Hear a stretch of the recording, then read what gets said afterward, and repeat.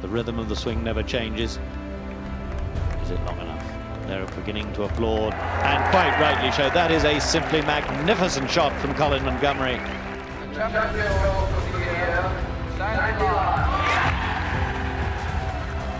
Laurie's the winner. Not a million miles away, is it?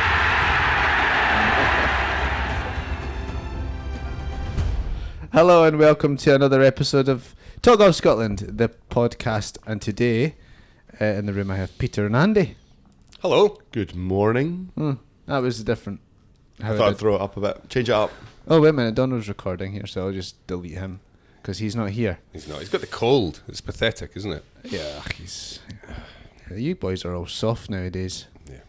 Andy, Who told you that? you're a bit soft. Donald's soft. Donald always looks fine, though. When he was teaching last night, he said, I've got a cold. Looks normal. Cold. Sounds This normal. is what we talk about when you're not here.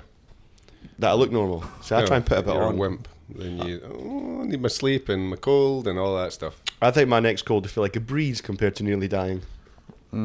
Well, yeah, you were very close to death. Andy, Yes, Stuart. tell us something about yourself and your life and your work and your...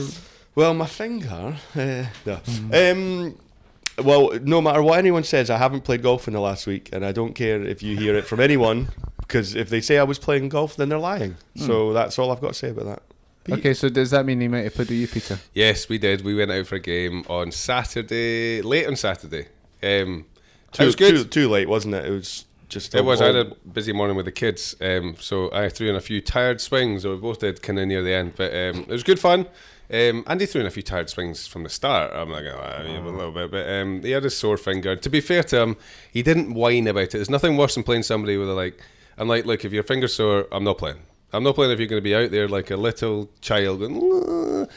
But he didn't whine once. He gave it a few shakes after a shot, so I give him credit for that. I liked that. Well done, he Andy. manned up. Thank you. I know these millennials don't like that phrase, but he manned up well. I think once you've gone through what I did a few weeks ago, anything just seems like a breeze now. Yeah. My finger, but It was the shanks that made... they were more like when you shook your hands. they were good ones though.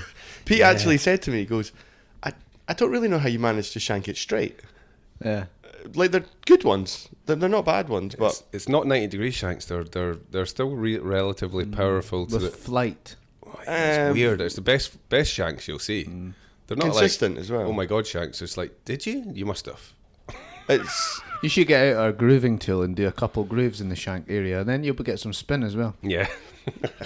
yeah.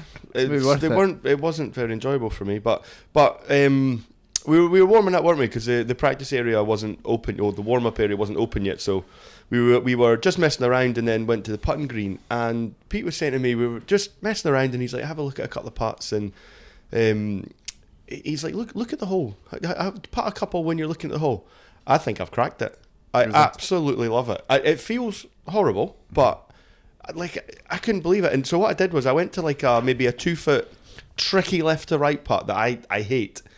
And I just kept looking at the hole, and everyone, didn't it? Just It's because you don't think about your stroke anymore. 1000%. I completely and utterly agree. I'm not too sure on the long putts, but it totally... Please don't start doing the long putts. It totally disengages your brain, I think, on what your stroke's doing.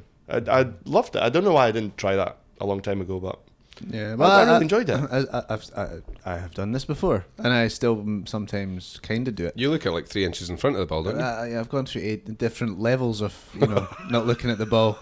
I've never shut my eyes like was Sergio Garcia shut his eyes at the Masters. Well, you did that, didn't you? I got a couple of putts, and he's like, right, close your eyes. You tell me if it went in, if you missed it, whatever. And I was like, pulled left, pushed right, pulled left, and he's like, they all went in. And I getting that feel, it's yeah, when you hit a ball into the sun and you think, I've got to guess where that goes. I wouldn't have a clue based on what I did when I was putting with my eyes closed. It's like, he's like, that went in. I thought I felt horrific. Yeah, but yeah, and it was interesting just doing a few little things. But I know Peter said last week on the pod, he's like, a lot of guys don't try things, and I'm probably guilty of that. I think stick to what doesn't work for some reason. Yeah, but yeah. So it was good fun. Anything else? No. Not really. No, I've still not been paid. That's all I would say to that game. Nobody paid yet. Although his son's found my wallet. There's apps for this now. You can put your money. Yeah, transfer. He doesn't like it though. Would you like? I'll transfer it. He's a bit of a cash guy. Looks like income. But I was back in my car and said, "Oh no, I'll get my wallet." Couldn't find my wallet in my car, and then all of a sudden he messaged me a photo with my wallet. 2 days later, he stole my wallet. He stole your wallet. Stole my wallet. I did not steal his wallet. It was in his jacket that I You borrowed. gotta get paid somehow. Yeah, exactly. What have you been doing, Stuart? Well, I feel like it's for me. I feel like I'm quite excited, and the longer it's like the last 2 weeks of the school term and the summer term particularly, and it's just like, and I can't. I'm looking forward to seeing. We're still on mats at my club, and it's just depressing because I feel like it should be going. Oh, you guys are going at your clubs. Yeah, And it's looking- we're off the back pegs. It's looking brilliant, isn't I was it? taking Like- some deep old divots just to say that I've taken a divot Even at deliberately. London, It's you so look over good. the wall and leaving are playing off the grass. It's like being my Doug at tea time. We're all eating there and leaving stuff on our plate, and it's just that must be even worse. Yeah. Being 100 feet away and guys playing off mats. It's horrendous. So yeah, I'm just desperate. I'm desperate just to get going. I'm just bored of this mats, and ours is a short course as well. Just want to get going. So what I did, right? I've got new clubs. So this time last year, I thought, well, what I need is blades, because obviously, that's what I've always played, and I played with a graphite shaft that you were looking at. I was wanting And your graphite. blades. You didn't allow that. But I got blades, and what I discovered were I lost a club in distance, and they were very sort of poofy, and I was already too poofy, and then that's not against homosexuals. No, it's just puffy. Puffy. But I was kind of puffy. so I was kind of puffy up into the air and puffy and landing and just not going. But it's very controlled. But when you hit them, I just felt like there's something else. So, and I want to give myself the real bug. And I thought I wanted a driver this year, but I try other drivers and they'll go the same distance. I mean, so I'm not going to get much out of that. So I took my little bladey club, and I tried a couple of. You're what you using, Callaway, and you guys are all Mizunos. So I thought I don't want to have the same clubs as them, and I've had Titleist before. My blades are Titleist. So I tried. I thought ping. I've not had pings. I want to try pings. So I took out a couple of irons. One was like an I-300 or something. Was the right iron? No. 320, 325, 440? No. 440. It's kind of like the club that's meant to be for the kind of better player, but still want a bit. Oh, I-240. Yeah, that's the one. I tried that, and I was disappointed. It wasn't giving me what I was looking for, which was, much more forgiveness. So then I tried this rocket launcher thing. Right, so it's the I-530? I-540. I-540. So it looks like it's one of these pretend blades. It looks like a blade, kinda. No, it doesn't. Well, it just doesn't. It doesn't have the old Callaway. It doesn't look like an old Callaway. It doesn't have a flange back to it, does it? It's No. kind of a bit, yeah. And my God, I hit it right. So my club, my blade, my 7-iron, ball speed 115. Is that pathetic? What's your Depends who you're asking. well? What was that with 7-iron? Yeah, That's cute. it's cute. Yeah, it's pathetic. And then the spin up, and it goes up in the air, and it comes down about 149 yards. It's like, but my 7-iron was going somewhere between 145 and 160. You guys, I know you guys look at distances and you go, how far do you hit the 7-iron? And you go, 163. I don't do that. I'm more like in a 15-yard, somewhere in there. I have no idea how far it goes. Just add 10 to the next club. Just Add wait 10. till you get your new irons. You'll have no idea So how far they go. How far are these rocket 195. launchers going? So, well, the blades were 115 ball speed roughly. I'm now going like, it's like high 120s, and it's 2 clubs longer. And I thought, and the flight was good, and the consistency of distance was equally good. Or Is it spinning enough? Who cares? It's going miles. If you just jumped in 2-footed, just given it's going further. So Yeah. they're de-lofted rocket launchers with no spin, but you're happy. I think they're brilliant. I'm so glad you didn't come for a fitting. Yeah, Because I'd hate to fit there was you. no fitting. No. I'd hate to fit. I can't wait for that front flag that we're all landing and stopping and Stuart's dribbling off to the back edge with his rocket launch. He'll launch it there and it'll just keep on running. I am slightly worried though because the pitch and wedge, because the 7 iron goes further, so I'm gathering the pitch and wedge is going to go further as well. Yeah. I would imagine so. So, and then the next option is using a U wedge, and I just can't bring myself to have something like that in my bag. So I'm not having a U wedge. So I've now got a problem. Because I've got a 50-degree Vokey wedge, and then I'm going to have a big gap. So I'm going to have to probably buy like a 46-degree Vokey. But I'm thinking this might be a good thing. 46 degree and bend it to what, 44 degree? Yeah, it needs to be. Back in the stands with 4 knuckles. I'm excited for this. Yeah, so But do you know what I thought about? My golf's rubbish. It's not any good. And my handicap went up last year, and I imagine it's going to continue going up. And I don't put enough effort into it. So I need something. I've always wanted to try something different. And you never let me. You know, I come for fittings and you go, no, Stuart, you've got to have like... No, you don't come for fittings. You again said to me in the shop, I think I'm going to go with this in a graphite. Oh, well, we kind of went out after that once I told you weren't allowed that. I wasn't allowed graphite, no. And then I wanted the big chunky 790s. You didn't allow that. You know, in the Hill Maze. So you don't allow me to buy anything. So I have to go and do fittings on myself in private in the secret to get the clubs that I want. I want to try something that's just... You should have kept this secret. Well, I'm gonna. You guys are going to be blown away by how good I am this year. I'm looking forward to it. Two clubs. Power. Yeah. I'm not... I mean, my biggest worry is the semi-rough. I feel like the semi-rough's the problem. You know, that could be the one where I get more flyers. That's what I'm worried about, but I don't know. Yeah, I would think, I mean, you would. I mean, the hotter they are, the hotter they're going to be in any situation, really, aren't they? I mean, flyers are going to be, impressive. You just got a club down, don't you? Yeah. Anyway, so that's... But then you don't have wedges to club down to, so I don't know what you're going to do in that scenario. Well, I'm also worried because I think the 4 iron, I've ordered a 40 pitch wedge because, I don't really know why I've ordered a 4 iron, but 4 iron is more like a 2 iron, isn't it? It's a driving iron. Nowadays, it is if you've got rocket launching clubs, yeah. Yeah, so, but I'm worried I can't get that off the ground a wee bit. Yeah. Why didn't you let Michael buy these type of clubs when he got into golf? Why did you tell him he had to go for better clubs? Because he's on the way down. He's on the way up. Oh, sorry, his handicap's on the way down. Yeah, he's improving. He needs to use hard clubs. Yeah, I like that scenario. We talked about this, didn't you? I said to him actually, do as I say, not as I do. Always. I'm on the way out, so I'm going to get lifters. Yeah. You are trying to improve, so we're going to give you the hardest little blades in the world to hit, so you get really frustrated and quit golf in 3 years' time. No, but I like that. It's kind of like going down to the beach and hitting balls off the sand. You learn how to strike it properly and not get away with like this. Shut up and go down the practice ground until your hands bleed. Yeah. Then come back and see me.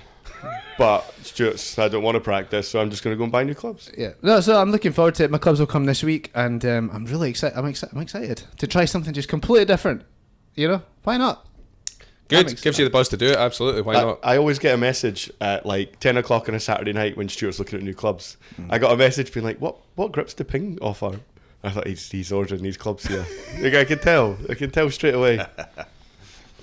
Need to be more social at weekends and stop buying clubs, Stuart. Well, it's pretty sad, really. But yeah, I mean, it is. It's exciting. It's always exciting getting new clubs. It's so exciting. We're very. Lucky. I'm going for new clubs as well. We're very lucky, and we're in the position where we can get clubs quite low cost.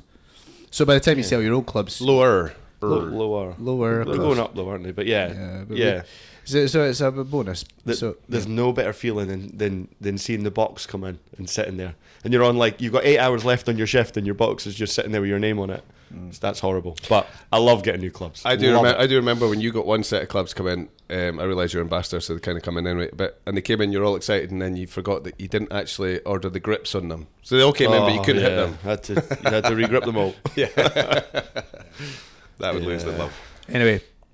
We'll move on to some golf. There's one or two things. Well, can we start with Ashke Bhatia, who was social media. He came out and said, he was on. I think he was on a podcast, was he? Yep. I think it was in response to our podcast, wasn't it? He was probably listening. But yeah, he's just reassuring everybody he's a good 2 or 3 inches or 3 or 4 inches, he said, away from his body. Which I agree with, which I know you guys don't, but I do. We do agree. But I don't think he's cheating. Or maybe you do. I do. You do? I do. Nah, he's not cheating. I think there's. I still think there's touch in there. I don't believe any of them are cheating. Bernanger, him, any of them. Lucas Glover. He said it looks like Lucas Glover. It's worse for him, Batia, because he doesn't have any. He's built like a 1-iron. Yeah, so his shirt hangs down. Why not just wear a shirt that fits you? Yeah, he said he was going to do it with his top off and prove it to us. I don't want to see that. He's not cheating. He's just Which guy would you like to see with your? No, none, zero. All right. I've still got nightmares. I think Monty did it, didn't he? He did shirt off. I'm sure Fitzpatrick did it once as well. Monty's was way worse, obviously. Was that when he got the dots all over his body? Yeah, yes. Speed and we saw how the body moved. That was before, technology allowed us to just have the imprinted image. We actually saw their truffle shuffle going through. Fitzpatrick didn't have a truffle shuffle, obviously, but Monty did. Oh God! No, they had nightmares. I had nightmares for a couple of years thinking about those. But yeah, he's not cheating in the slightest. And I do agree with him to a certain extent. If it was that easy, everyone would be using one. There's skill in everything. I don't believe any of the players are cheating. I just think the rule's ridiculous. I don't disagree that it's not like I'm not sitting here saying every single person that goes to those putters are going to putt way better. Like I totally get that. I think some guys can putt better with it, but I just think if the rule is no anchoring, then for me it looks like they're anchoring. Yeah. I don't know what my biggest problem with it is, really. I don't really know what I'm thinking. It's so unconventional, isn't it? Or it just doesn't look very athletic or something, yeah. I don't know, but it is what it is. I think it just feels like it goes a bit against the tradition. But that's a personal thing. Like, I'm, again, not talking about cheating, but I think, if someone's got, like Bryson has got all the clubs the same length, it doesn't look silly. It looks a bit strange, but it doesn't look silly. When a guy's got a putter that's 1.5 times the length of a normal putter, it just feels like it's not the same sport. Yeah, I think that's what I bet. Yeah, it's so different. Yeah. Oh well. Anyway, so I don't think anybody that's. I mean, I know you're saying you think he's cheating, but you don't really. I don't believe anybody in the game that understands the game and how golfers are really think he's cheating. He'd be the first guy, as 99.999% of the golfers on the planet. He'd be the first guy. If he did something wrong in the sport, he would own up. If the ball moved in the rough, he'd be the first person to own up. You don't wait for a referee or your playing opponent to go, did that move? Golfers are good at, it's a gentleman's sport, as we always call it. We have to call fouls, same as snooker players call fouls on touching a ball when they were lining up. Ref doesn't see it. It's part and parcel of golf. You've got to own up to things, and he will definitely not be cheating. It just looks, to some people, unappealing. What if Patrick Reed was using that style of putter? Would you say that? 0.1%. No, I'm just joking. Even Patrick Reed, you just wouldn't. No, I don't think they're really anchoring. I just feel that there's touching going on. There is touching going on. Anyway, okay. Cheat. The best tournament in the world of golf this week was LIV again. Which is I find quite interesting. Is it building momentum, or are we just visiting a couple of countries that are starved of top class golf nowadays? South Africa and Australia, because all they're getting is a little bit of European tour, and most of it's co-sanctioned, and it's kind of like just a South African event almost. But the 100,000 fans there. The atmosphere was amazing. I mean, did you see them when Bryson and Ram are playing the first extra? They burst into national anthem. It was pretty cool.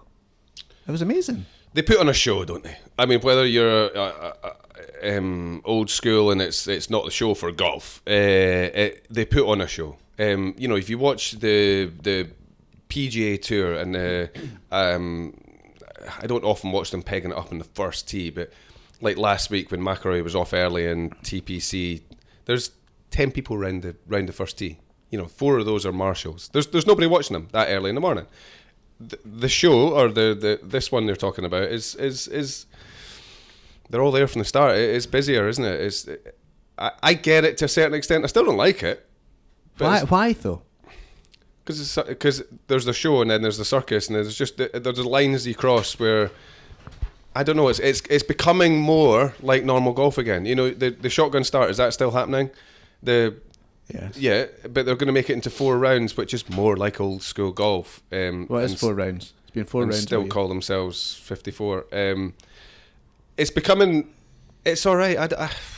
It is what it is. I just wonder whether there's some of us who are just like, you know, not given it a chance before even think about it now. Yeah, it's changed. It's 72 holes. I don't like the shotgun start. I wish they would change that. It's like, I don't know.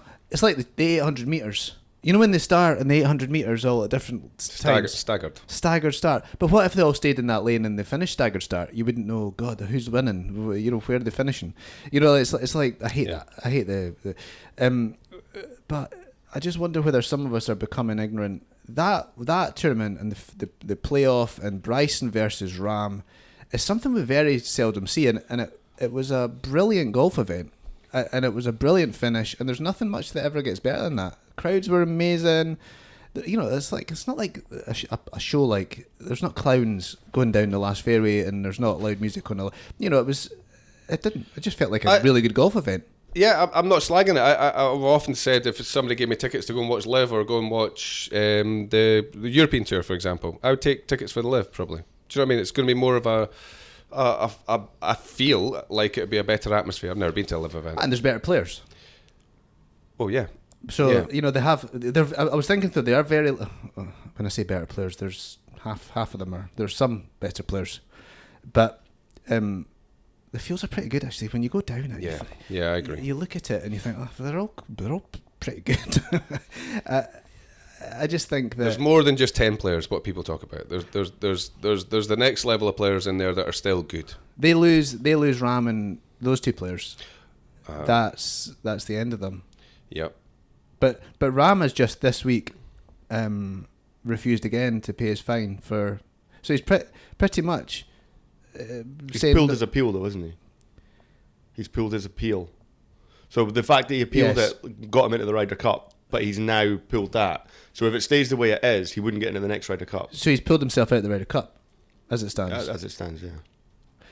Which is a pretty bold move. But well, you would have thought he really wants to play, but he must have some chip on his shoulder, or he's just thinking. What do you mean he's pulled his chance to get it? He'd have to get it through world rankings, through the majors. No, he's not a member of the European Tour, and he's not appealing that anymore. Right. He's not paying his fines. You know, it's 2.5 million, whatever it is. So even if he wins 3 majors this year, he can't play in the Ryder Cup. Not the way it is. Don't know if he can appeal again. Put another appeal in before the Ryder Cup and play. But because he appealed, they basically said, well, it's kind of almost on hold, isn't it? It's not like winning 3 majors is making him a Ryder. You know, he's suitable for the Ryder Cup. He's good enough now. He's good enough now. I know. He's good enough now without winning any majors. But it doesn't sound like he's going anywhere from LIV. Bryson seems to love it. I mean, he's crying. He's crying about winning. It's perfect for Bryson. The whole thing is perfect for Bryson. Bryson's moved up to 24th in the world. Rahm's 28th in the world. So they're going to keep dominating that tour. They're always going to be good enough to play in the majors. You know, another thing I was thinking. PGA Tour. So the PGA Tour, we talked about last week. PGA Tour are looking at this 2-level thing. And I saw an article in Golf Monthly or something, one of these magazines, that were talking about how it is LIV near the end. And I thought, what a strange article to come out just after that event that's just happened in South Africa that looked amazing. Yep. You know, looked the opposite of that. It looked like LIV's on the gain. Yeah. But in the PGA, so the PGA Tour go to this thing where they only play 21 to 25 events, say, and then they have a second tier. So really it becomes, I mean, as much as we're saying we're going to be interested in watching the second tier, if some of the players... Yeah, I won't. No, most of us won't watch that. You know, just like we don't watch maybe the Valspar, but, you know, okay, that was quite good this week. But so does LIV then look at that and go, well, that's brilliant for us. PGA Tour is saying, only watch these 21 events. Don't worry about these other ones. We're going to be a 21-week tour. We can fit into the rest of the year perfectly. Mm-hmm. Well, I think that played in their hands this week, didn't it? Because they picked a good week. If LIV was on last weekend, then I don't think many guys would have been watching LIV. Yeah. I think they've picked their week, which I'm not sure was the case when it first kind of kicked off. I think they've kind of learnt from that and moved a few of them where it's not coinciding, which makes sense. But I don't know. I mean, 3 weeks ago we were sitting here saying Liv's dead. Like Liv's completely and utterly done. Brooks has left. It's completely over. I mean, I still, I agree with what you said a moment ago about some of us are kind of stuck in our old ways. Like I never really liked the thought of Liv even from the beginning, particularly. I try and watch it now and again, and something will happen. Like I'll see John Ram hitting a ball in literally pitch black and darkness, and I'm like with music blaring. I'm like I'm struggling to really do that. I watched the end of it at the weekend there, and I thought that's a really good advert for Liv Golf. I still am not sure that if Liv stays the way it is right now with the same players they've got for the next 5 years, they don't gain any, they don't massively lose any. I still don't really see it. I don't see it really raising, in my opinion. I think go back to the scheduling thing. We talked about that with the LPGA Tour, for example. They should be a little bit smarter with the scheduling, work it around the PGA Tour. And that's what you're basically suggesting for LIV, right? So if they could... Well, they already are, kind of, but it's just the PGA Tour now defining it. They're going to define what... The LPGA didn't, and they kind of went... In my mind, they kind of went, look, our tour's our tour. You want to watch it. We're not going to cater to the big boys too much. And I think LIV will be stubborn enough, possibly, to think the same. It's a different audience. Do you know what I mean? It's not I'm not the audience for LIV. There's an awful lot of people that I teach that have only ever watched YouTube golfers, for example, or they watch LIV and they don't watch the PGA. They can't think of anything more torturous than watching a 4-day event. I actually wondered about that. I was thinking about that the other day. Like, I was thinking about it last night. I was thinking, I'm coming to this podcast and really, I've not really watched much golf, and I'm going to talk about LIV golf. But what I've done is watched highlight reels on social media. I maybe went onto the app and wondered who won, and then I'd go in and see a couple clips, and things are always popping up in your feeds. Clips from both tournaments, the PGA Tour and this tournament.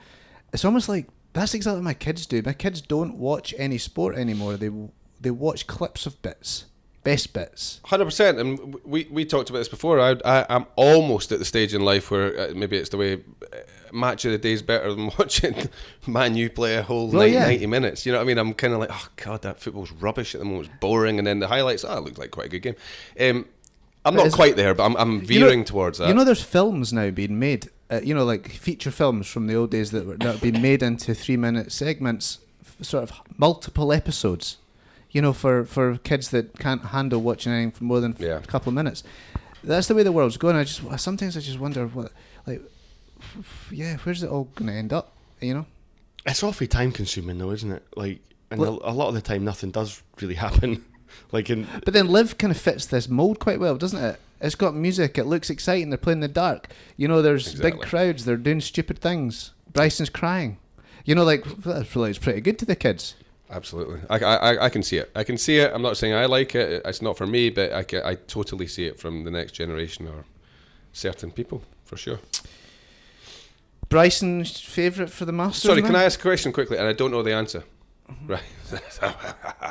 Love those questions, don't you? Do we know the answer? Probably definitely not, but you can give me an educated guess. So, Ram won it, right? In the playoff? Or was it Bryson? Oh my Bryson God. I didn't watch it, obviously. Bryson hit a 320 yards fairway wood shot. Excellent. Well done, Bryson. So, if Bryson or Ram, if they were to go on a winning streak of, say, 4 or 5 tournaments in a row, let's say it was Ram, because he's world number 26, you said. Can he get to world number 1? Is there enough points to... Yes. He could? Yes. Because I think the winner this week got something like 25 points. So if he wins every event, he could be averaging 25 points. But he'd need to win every event for quite a long time to average 20. But to get to what? I don't know. What's Scheffler on 15 points or something just now? It is possible. It's mathematically possible. It is possible, yeah.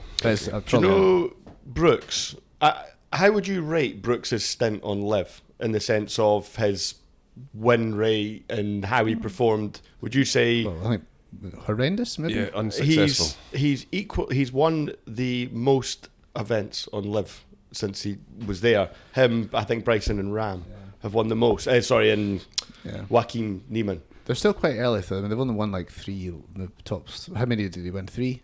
5. Oh, did they? You're making me question myself now. Yeah.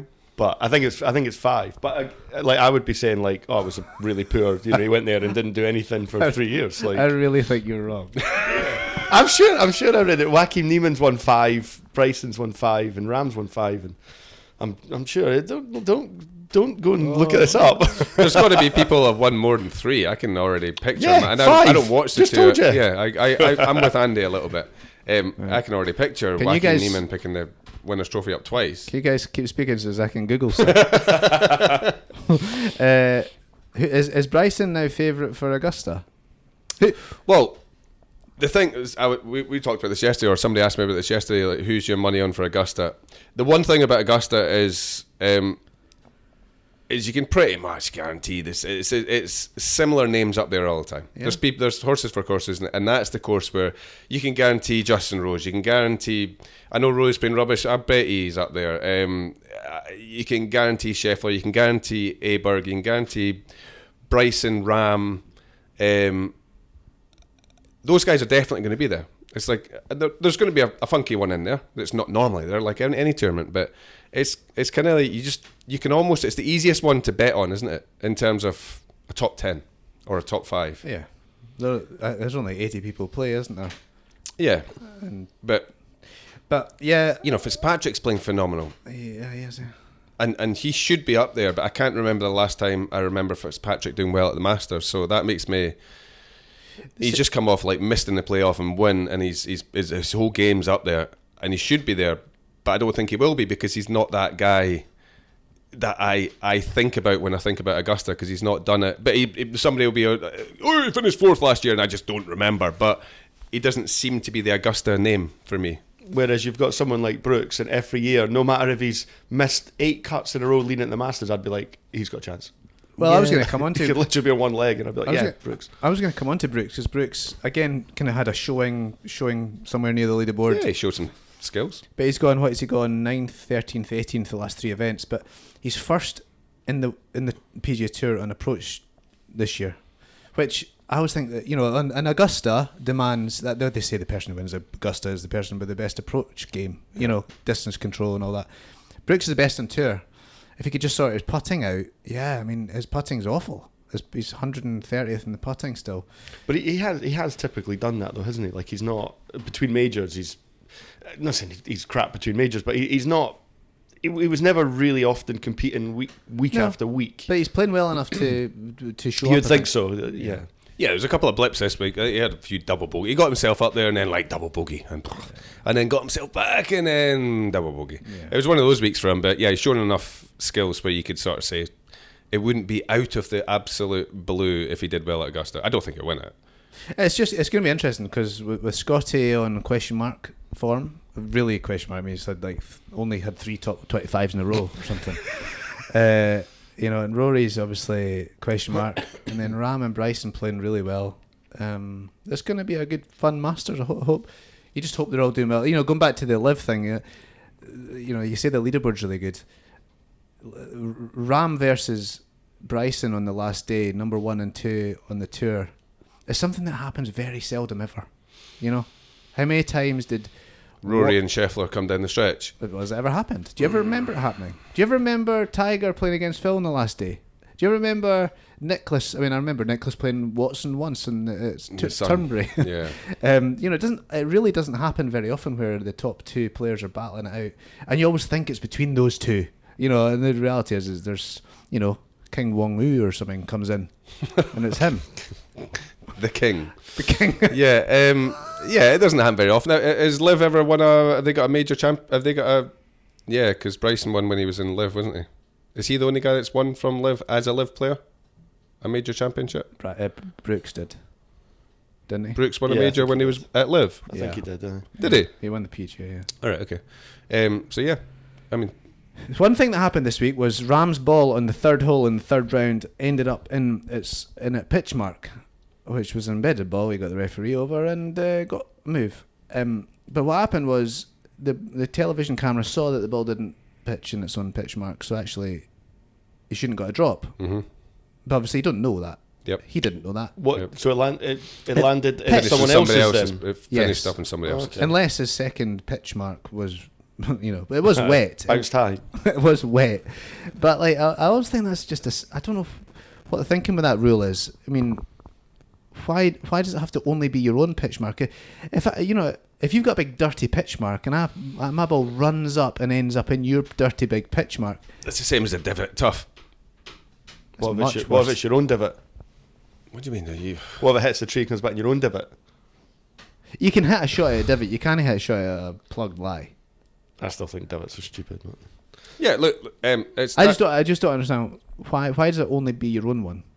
You get a lift from. You don't get a lift from your own divot. You'd have to hit a pretty bad shot. I mean, Andy would have to hit that shot. Oh, you're opening up a can of worms. You start doing that. That's the same as Is it an old divot, or is it grown a little bit? No longer classed as a divot. I'm not talking about divots. I know, but a pitch mark, somebody else's pitch mark, it's an embedded ball. It's got to fly and plug. That's it. That's the rule. So if it's bounced at any point and goes into some acorns, goes into somebody else's little lie. How do you know tough. it's your own pitch mark? Well, you don't. This is the gentleman part of it, which you're now making this like So you're really hit- grey area. He thought it was his pitch mark. Mm-hmm. That's fine. Job done. Unless the TV man gives it, Jimmy, that's not your pitch mark. And then he'll go, all right, okay, right, sorry, I'll just play it. you can't do that anymore, can they? But you can't. Yeah, and that's why an awful lot of top players get penalised more than the next level of players because there's cameras on them. They get found out and they by mistake. I don't think you could. There's so many people that have broken rules by mistake in the past, but they just haven't realised.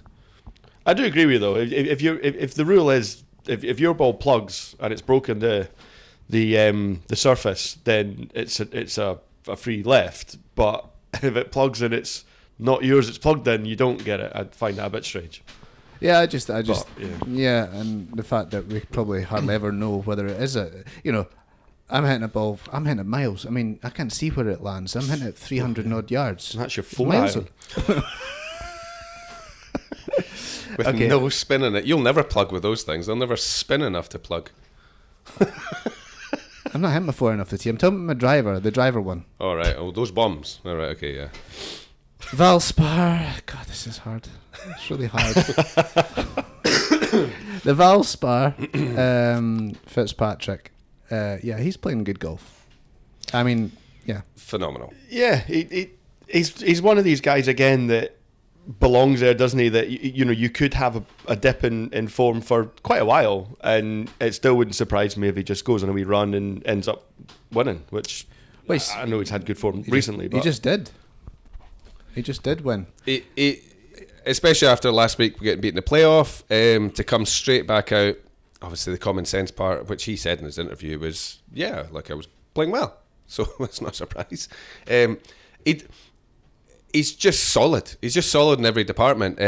I actually liked in his interview, because I was wanting to say this for weeks, but I can't really slag somebody's putting when he's one of the world's best putters. But I've always felt when I watched Fitzpatrick, because his stroke's pure, I feel like if it was a start line competition, he'd win every day. If it was a green reading competition, he's going to win.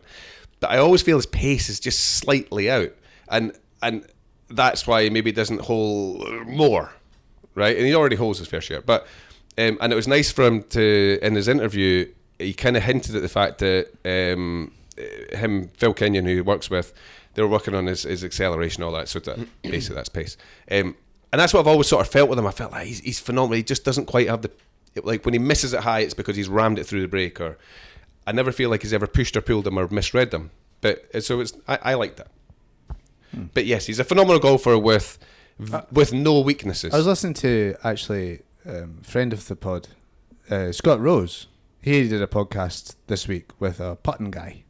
I don't know who it was. McLeod. McLeod. Yeah, he's a Scottish guy along the road. Aye. What's his first name? Mr. McLeod. Craig McLeod. No, it's not Craig. Colin. No. Oh my God! Stop. move on, guys. Carry on. Anyway, it was quite interesting. But when you're talking about that, talking about missing it high. Like in Scott mentioned, the professional misses missing it high is what you're always told. Never miss it low. But it's funny because when I play with my kids, oh my God, they never allow enough break. Ever, ever, ever. And then when they miss low, they end up with 5 foot, 10 foot because it's low and it's going fast. Yeah. But so yeah, and it was just exactly what you said. I think it's amazing how many people though that you maybe wouldn't class as golfers. You know, you'd go over to the wee course with someone you're teaching, and they just think a hill is flat. They look at a green that's clearly got slopes on it, and I'm like, oh, so how do you read this? What do you mean? Like, what? I'm like, would you not see this hill? No, not really. Like they don't see that. I don't get it. I don't get it. You're just programmed to see that, aren't you? Really? You are. I mean, they can see it. They just. I mean, if you start making movies to them and saying, "Oh, if you dropped a bunch of marbles or water, where's it all going to run to?" And then they'll be able to tell you where it's going to run to. But some people I don't know. You're brought up learning these things, I suppose. But most people, 90% of people, pros included, will under-read putts. I would have said as a common rule. But yeah, so the kids are even more. They're like, bang, hit it hard, take out the break, all that stuff. Oh, it's so annoying. I'm more of the finishing it in the hole. I don't like the one coming back. Well, no, so you miss high. Don't miss high. I just try and no, I don't ever try and miss high. I just like the ball falling into the hole. That's kind of the way I see. But that's kind of like going high and. Well, of course it is. It's more break. Yeah, it's more break. Yeah. I'm not trying to miss it high. Oh, you're not trying to miss it high, but you're. Yeah, but yeah. A poor putter often goes too low and then hit it at the pace you would normally hit. You would hit the high one at, and suddenly they've got 6 feet left. Yeah. Anyway, let's move on for that. It's too complicated for our little. Can I quickly say something? I watched a video the other day of Sam Burns, who statistically is #1 putter in the world now. Yeah. And I watched a video of him with that Incy, and he was just going through sort of some things he thinks about, and it was actually really, really simple approach. But he was always saying, I dribble it in because it obviously makes the hole wider, effectively, blah, blah, blah. But when you watch golf on TV, you always hear the commentator say such and such, or you could tell they're putting really well. They're ramming it in the hole. They're really going for it, and you always hear them kind of almost trying to promote that. Where for me, you said actually a good stat to me the other day, Pete, that your tour pros will 3-putt more often from 30 feet than 1-putt. So it tells you that really ramming it at the hole really isn't the way to go. No. But I noticed Fitzpatrick now is not putting with the flag in, which he was for a long time, wasn't he? Right, yeah. He's now taking that out. So, which I hate. Maybe that's part of it, because with the flag it gives them that permission to hit it a little bit harder. Well, I think so. The flag. Yeah. So if you take that out, then you've got to die in. It's a good exercise when you're putting, just to put down a wee coin and finish it on the coin. Like not a hole, because then you're trying to hole it, but if you put a coin or something down and finish it on the coin from 20 feet, then you'll see how much break you really. Anyway, these are all sort of drills you can do, but you actually forget that that's a rule now, putting in, because there's more women golfers, I think, that putt with the flag in on tour. Yeah, some people see that. I don't know. They see a line better because there's like a big stick that's vertical that's coming back. Charlie Hull actually still does it. Anyway, sorry. But yeah, speaking about putting, because you've also got Jordan Smith. Who was up there this week, and Jordan's like, and he always has been. He's a flusher. He doesn't really. His swing's pure. It's never going to break down. It feels like I've never really seen him hit a really, really, really horrendous golf shot. And everything's good. Putting, he's not. But see, when you watch him putting, like if you saw him on the putting green, like, oh, boy, he looks a good putter. He just looks right over the putter. His stroke looks good. There's something missing. Now I don't know Jordan that well, so I don't know what's missing. I don't know whether it's his lack of read pace, or is it his start lines are a bit iffy. But he's been like that for years and years. He's a phenomenal talent who will win in the PGA Tour. But his putting's it's average for somebody that looks great. Some people can look a bit iffy at putting. He looks like a good putter, but doesn't really hold them. But that's why I quite like sometimes when I see somebody with their own funky little stroke or funky grip, that I think, he's just messed about and found the answer, rather than try to be technically supreme. Yeah. But the English did really well. So you had him, and then you had obviously Marco Penge. So you got, PGA Tour, 3 English people in the top, 5? Marco Penge is just ready to pop.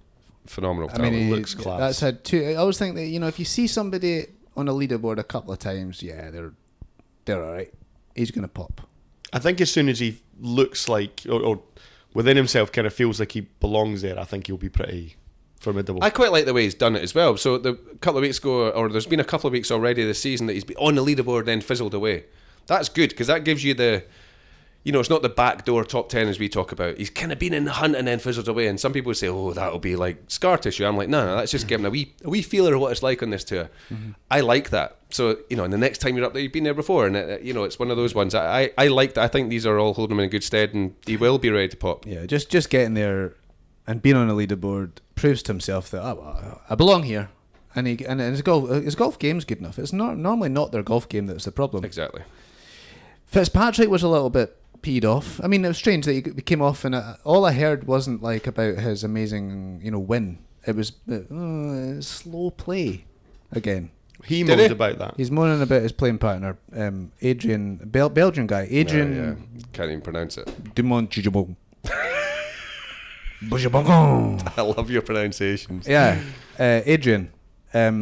Yeah, but Adrian did have a couple of 8s. But yeah, moaning a lot about slow play and moaning again about how the DP World Tour. He mentioned the DP World Tour, even though I think the DP World Tour has done something. And the PGA Tour never doing anything about it. And he says, I'm bored talking about it. I shouldn't really bother talking about it because nothing will ever change. It hasn't reared its head for a long time, the slow play stuff. Just it's not been in the news. I'm pretty sure he's pissed off at it every single week. And then he wins an event, he's probably allowed to say something. It's not something that goes away, I don't think. But yeah, I don't know. It's just one of these things that, again, slow play doesn't affect us at home, I don't think, as much, does it? When we're watching TV, it doesn't really. Oh, we don't. I thought you meant home courses, because slow play's horrific. But it is horrific, yeah. It's so bad.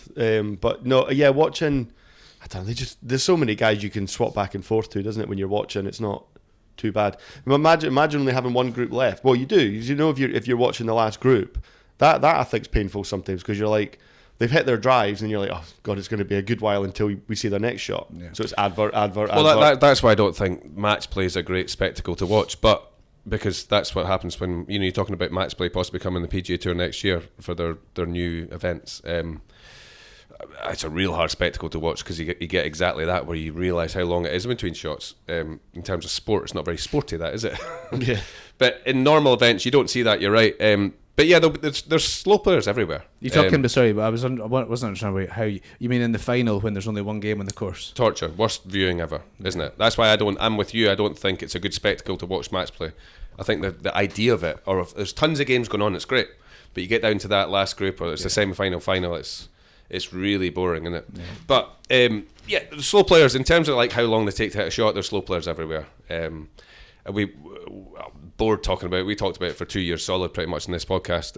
Being ready to play, it tends to be the younger. And that was his problem. Fitzpatrick did say not ready to play when it's his shot. That's the biggest frustration as a golfer. I don't mind if somebody takes an extra 5 seconds over the ball, 10 seconds over the ball when they're lining up. I'm just like, whoa, he's got a lot of gremlins going on in that head if he's not pulled the trigger by now. That's kind of stuff. But the guy that's like not ready to the glove's not even on yet. I've already hit, mate. Why are you just pulling the yardage book out your pocket now? That sort of stuff, it grinds on you, right? I don't know.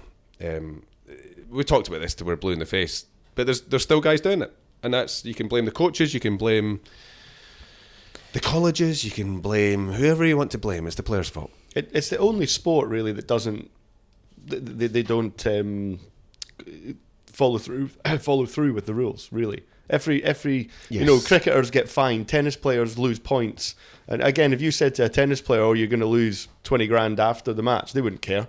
But it's right, point lost, and then they get a move on. They don't do it again. I feel like a point in tennis. I don't know. I feel like a point in tennis is worth less than a stroke in golf. I think it is, but it still affects them. It still... It does. It works, basically. Football, you get a yellow card. Well, they're not going to do it again. Football aren't great at either. They brought in this new rule. Terrible at it. The keeper picks it up, he's got 6 seconds to get rid. There's no way. I've watched millions of games of football since that rule came out, and he's still got it in his hands I agree. 6 seconds. They don't do it enough. But if someone gets yellow card... I've seen one free kick once when it happened. Golf just needs. Stuart, you sort of mentioned the European Tour's doing a good job. I probably don't watch enough European Tour at the moment, but I don't see it. I remember once somebody getting penalised for something. Again, we've talked about this in the podcast. Refs, get in there and just giving penalties out. It is difficult, though. Forget your fines, just give penalties. It is difficult to penalise the few. Because the ones that you're going to penalise are the ones in the last groups. There's always in golf. This is always the problem: is how you keep it fair throughout the field. Yeah. And do you really want to have a situation in the last round? And how do you, with the great areas when somebody's behind a bush and they're taking forever trying to work out yardage or panicking between clubs and it's a big moment, how do you police that versus somebody who's in 40th position that's behind the same bush and just hits it quickly because he's needing to get out of there and get the plane flight home? There's two different things, and so how do you police the whole thing? It is difficult, and Of course it is. Of course it is. When does your time start? Is it when your playing partner's struck his ball, or is it when it actually comes to rest on the green or rest on the fairway? Is that when the clock starts? There's all these kind of grey areas that we're all kind of like, yeah, no, it's when he's hit, then it's your shot. Aye, but when though? There's another 15 seconds before that ball comes to rest. Is that when you're 50? Is that when your clock starts? Or I think you've just got to give a referee the discretion to say, use common sense. If the referee's watching a guy and it's his shot done and he's messing for around, 60 years and it's not worked. Well, no, that's what I mean, though. What I mean is, I think that's the way that it can only work, but they have to enforce it. You know, I think they have to. If guys, it's his shot, and he's messing around, and he's doing his glove, and he's looking at his things. And says, right, okay, beat it, get off the course. Yeah. Okay. The one thing I would say about Fitzpatrick that I really like at the moment is he's got.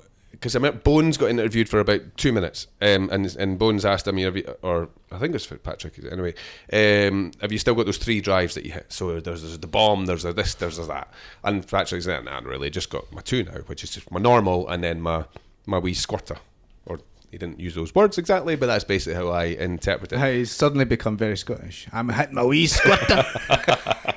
But it comes back to, because I was talking to this Andy, like when it comes to like drivers, like I'm all for pupils if they're decent, like teaching them how to draws and fades, but not with a driver. Driver, you want to get high and low's fine, but don't turn it into a draw. Remember you said in the podcast a few weeks ago, if you're a fader, that is, it's hard to hit that low draw. It totally is. If you've got, like, I've got my driver set up for a fade, right? So I'll not bore you with numbers in the podcast, but so for me to hit a draw, I've got to de-loft it. That's now a draw. I've got to close the club face, which is de-lofting, which then brings the spin rate down. All these, so then you've got to hit up on it. There's an awful lot of things goes on if you're a fader to actually hit a proper draw. So that's why I think actually if you're a drawer of the ball, naturally, it's easy for them to hit a fade, isn't it? Mm-hmm. But you shouldn't really be going on the golf course trying to draw and fade them. I like what Fitzpatrick's doing, where he gives it, this hole, I'll just squirt it. Okay. Good. I know I lost. So what would you do at the what one's the par 5 at the Masters where they draw it around the corner, par 5? What would you do there then if you're a fader of the golf ball? Would you play less club and leave it short? No, this is my point. So yes, I can stand up and draw. I'm a fader, right? And I can hit a draw, but the amount of things I've got to change in my golf swing to produce a proper draw, it means angle of attack, swing path's got to change, the club face has got to change, which should be the easiest part. But the spin on the ball, you've got it, because it's going to be coming out with less spin, you then got to hit way more up in it. There's an awful lot of things to happen. So yes, I could hit a draw, but it's a massive difference to a 7-iron fade and a draw with a 7-iron. You just deal it. It's just going to come out a bit squirtier with enough spin in it still, unless you've got Stewart's rocket launchers, of course. It's just easier with an iron, and it's a big difference with a driver. I do agree with you. Huge difference. But I also wonder if you're just talking crap, because it's like when you said to me the other day, or me and Donald says, "Oh no, I think putting's the most important part of the game, and for me, driving's the most important part of the game. It's just what's right for you. You're a fader of the ball, so you talk about drawing being difficult." McIlroy maybe doesn't find a low squirty fade that easy to hit because he's an actual drawer of the ball. I'm just saying the mathematics behind it. No, I get what you're saying. You're going into the brain side of it. Look, Scott Fawcett's all over this at the moment, and you might have seen an interview, and he did, and I totally agree. I do like, so one trick pony off the tee, or I like Fitzpatrick's second trick, which is just a low one. So that's his so-called B game, as I would call it, or safe play. But with iron, I like everyone to have the ability to do the other ones, just to put out fires, if nothing else. Like if you're slicing it, a feel of a draw gets you back to a fade. All these little things, or just distance control draws and fades. But the driver is the one that I get people an awful lot saying, "I'll just draw it here." I'm like, oh, good luck to you, mate. But I think for a drawer to put a hit fade is relatively simple, because all you're doing is adding spin and loft and. Right, I know we need to move on. Yeah. But Fitzpatrick, I was just looking at his stats because I was wondering how far he's hit. 2018 to 2026, he's picked up 23 yards in distance. It looks better and it sounds better. It sounds more powerful when he's hitting it. Yeah, but he's worked hard. He's worked hard on it. and it does make a difference. You know, he's gone from 151st on tour to 69th on tour, and that's worth shots. But the rest of his games also got better, you know, since 2018. He's moved up to 6th in the world ranking, which is his highest position ever, and he's bumped Bob out of the top 10. He's ballsy as well, isn't he? He does everything pretty well. He's not the world's best at any department of the game. Putney's up there. But mentally, he's very, very good, isn't he? I think that's where he's a separator. You don't feel like he's going very far if he's in the lead in the back nine. Definitely. I think going into the last Ryder Cup, he was kind of a big question mark of should he be in the team sort of thing, because he went quite a while really struggling.